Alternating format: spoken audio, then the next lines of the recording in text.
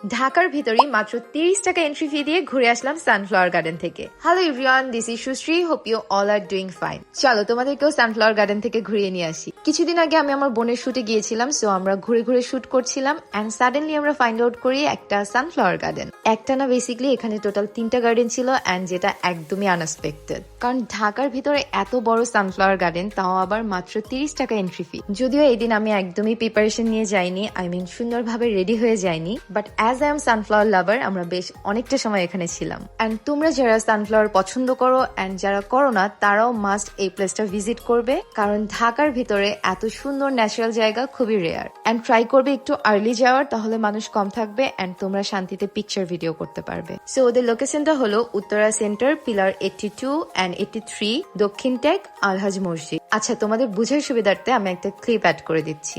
উত্তরা সেন্টারে যে 82 number pillar, 82 number pillar, এদেশে দক্ষিণ টেক আলহাজ মসজিদ। থ্যাঙ্কস মি লেটার, দেখা হবে নেক্সট ভিডিওতে। Till then tata, bye by.